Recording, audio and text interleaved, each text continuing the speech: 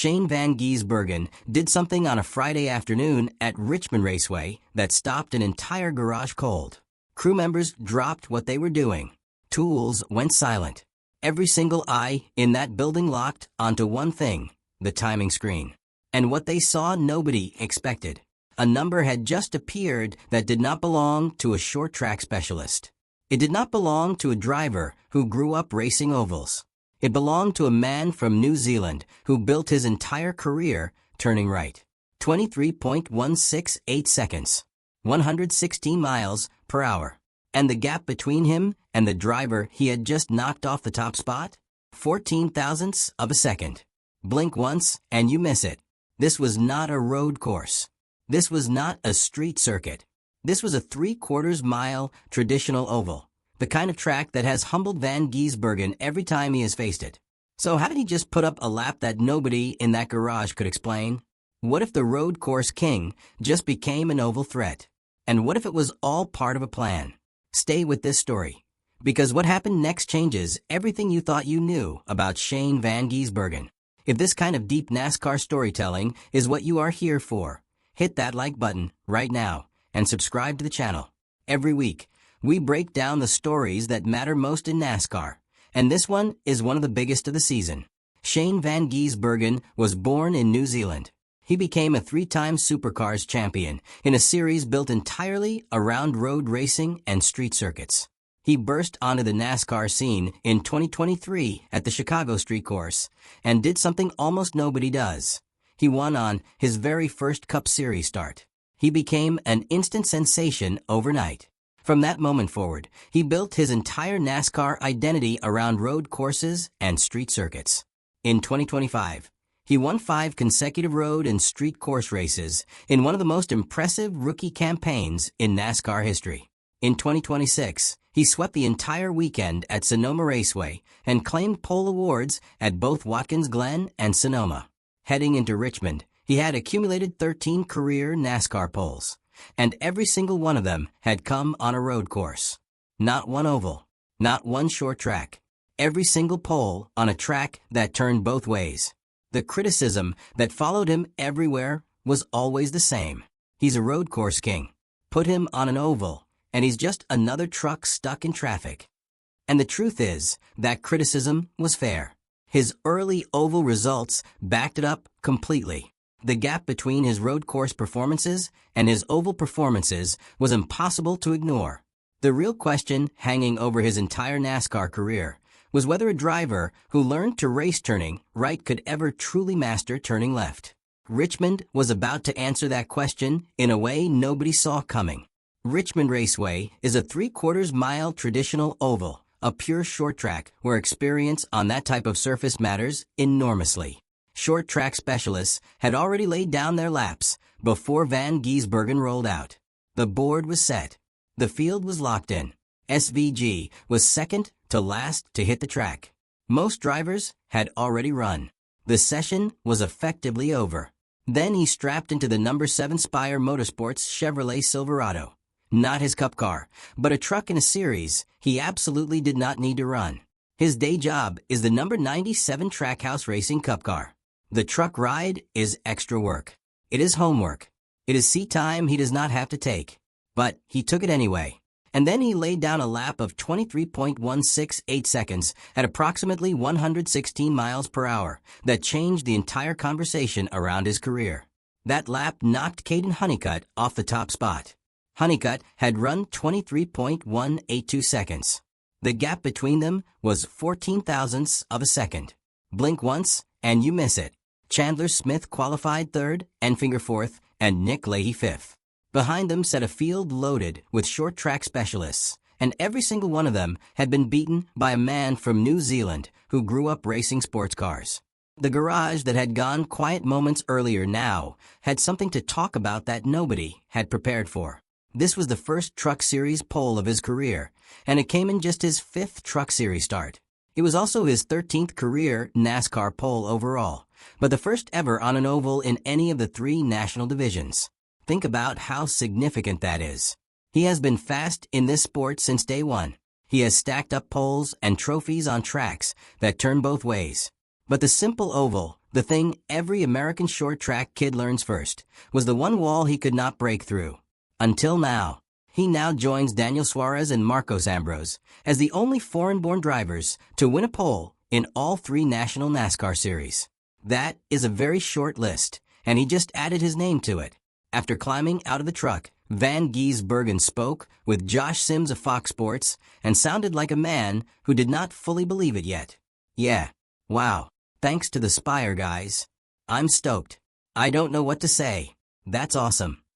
When Sims asked the big question, where is this oval speed suddenly coming from? His answer was honest and direct. It's just time and getting used to things, Van Gisbergen said. He then pointed at the truck itself as the teaching tool. These things are pretty similar to a cup car. The lessons carry over. And then he said something that should worry every driver in that field. It's worth doing this. We already have proof that it works. That proof arrived 1 month earlier at North Wilkesboro Speedway. He started 19th in the Truck Series race on Saturday, battled a loose truck through the opening stage, and methodically charged into the top 5 in the closing laps. He finished 3rd at a real short track, bumpers, traffic, tire wear, the full experience. At one memorable point during that race, his voice came through the team radio with complete disbelief when he found himself out front. I'm leading. What the expletive do I do now? He knew more than he let on. Then on Sunday in the Window World 450, Van Gisbergen started 8th in the Cup field, used a 2-tire strategy to vault forward, and passed Christopher Bell, then Ty Gibbs, and then Denny Hamlin, the series points leader, to take the lead on an oval track. He led 49 laps in that race, second only to dominant race winner Joey Logano's 3:23.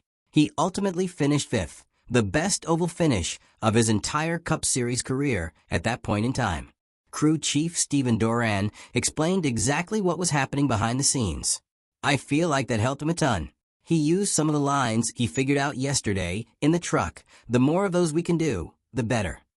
Van Gisbergen himself also made an interesting connection between the short track and his road racing roots. It's a bit like a road course here. I tried right foot brake for a bit. I felt comfortable doing that. The techniques he spent years developing on road courses were now beginning to transfer to oval racing in ways that were producing real, measurable results. The numbers in 2026 confirm this is not a temporary spike. Van Gisbergen has 2 wins this season, 5 top 5s, which is a career high, and 7 top 10s, which is also a career high. 4 of those top 10s came on hard traditional ovals. He set a career best oval finish twice in the same season, 5th at Nashville Superspeedway and 5th at North Wilkesboro. The pattern is undeniable. The road course guy is no longer waiting for road courses. The improvement on ovals is real, it is consistent, and it is accelerating at exactly the right time in the season. SVG sits 15th in points, right on the chase cutoff line. 16 drivers make the chase, and he is currently the last one in. One bad weekend and his season is over. Despite carrying that enormous pressure, after the Black's Tire 250 was rained out Friday night, and officials pushed the race to Saturday, Van Gisbergen did not withdraw from the truck race. Christopher Bell, who had also been entered in the truck event, pulled out after the postponement.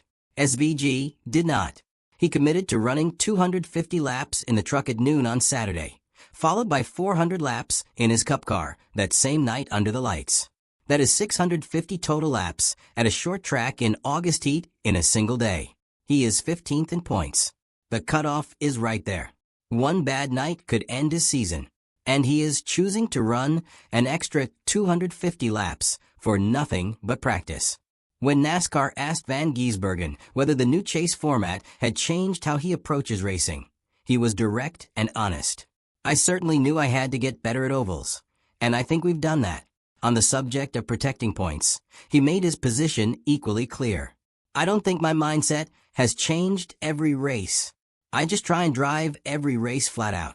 He also acknowledged the very real danger that comes with that approach. When you're not driving naturally, you find yourself in trouble. This mindset got him the pole at Richmond. This same mindset could get him wrecked at any moment. He is walking a knife's edge at the most critical point of his NASCAR season, and he is choosing to walk it at full speed. To understand just how large this Richmond moment truly is, you have to step back and look at the full international picture. NASCAR is a deeply American sport, and non-Americans winning has never been commonplace. Only 7 countries have produced national-level NASCAR winners across history. There have been 49 total wins across all 3 divisions by foreign-born drivers combined. New Zealand leads that list with 14 wins, and the overwhelming majority of those wins belong to Van Gisbergen. He now holds a record for the most Cup wins of any foreign-born driver in NASCAR history. Only Daniel Suarez and Marcos Ambrose had previously won poles in all 3 national NASCAR series as foreign-born drivers. SVG just became the 3rd member of that exclusive group. Before Richmond, his best Truck Series result was a 3rd-place finish at Watkins Glen, which is a road course. A truck win on an oval would place him in historic territory that very few foreign-born drivers have ever reached. Daniel Suarez remains the ultimate benchmark in this conversation. Suarez is the 2016 O'Reilly Series champion, the only foreign-born driver to win a Cup race on both a road course and an oval, and the man who claimed the 2026 Coca-Cola 600 to become the first foreign-born driver ever to win a NASCAR Crown Jewel race. The implied question now is one that is impossible to ignore. Is Shane Van Gisbergen on a path to match or surpass what Suarez has built? With 13 races remaining before the chase field is set, the oval still ahead on the schedule will define everything. Bristol, a high-bank short track, and one of the most demanding ovals in all of NASCAR. Martinsville, the paperclip oval, where pure short-track racing determines everything. And Phoenix in the fall, the final oval test before the championship. If he can qualify on the pole at Richmond, what happens when he figures out Bristol, or Martinsville, or Phoenix in the fall? The answer to that question could determine whether this season ends in October or November for Van Gisbergen. It is also important to remember that the road course foundation has not crumbled. At Watkins Glen, on his 37th birthday, Van Gisbergen laid down a pole lap of 71.165 seconds at 123.937 miles per hour to claim the top starting spot. The road course dominance that defined his early NASCAR career continues in 2026 at full strength. He is not replacing that skill. He is building an entirely new layer of oval speed on top of a foundation that was already elite. The road courses are locked in. He is building ovals on top of that foundation. That combination, if it fully comes together, makes him one of the most complete and dangerous drivers in the entire field. He came to NASCAR as a road course specialist. The knock on him was always the oval. He chose extra work, extra laps in a truck to fix that weakness. The Richmond pole is not a fluke. It is the result of a deliberate plan that has been building all season long. He is now sitting inside the chase cutoff with oval speed that nobody in the paddock fully expected. Shane Van Gisbergen didn't need to get in that truck at Richmond. He didn't need the extra laps. He didn't need the risk. But he did it anyway, because that is exactly the kind of driver he is. And that is exactly why the rest of the field should be paying attention. This channel is brand new, and every single one of you watching right now is part of building something real here. If this video gave you something to think about and you want to see more breakdowns like this one every single week, please hit the like button and subscribe to the channel. We are genuinely working toward 2,000 subscribers, and your support at this early stage means more than you know. Our next video will cover the full upcoming race preview and a complete breakdown of the Chase contender rankings. You do not want to miss it. Now the question belongs to you. Do you think Shane Van Gisbergen makes the chase and wins on an oval this season? Or is this Richmond pole a one-weekend surprise that the ovals ahead will correct? Drop your answer in the comments below. This is exactly the kind of debate worth having.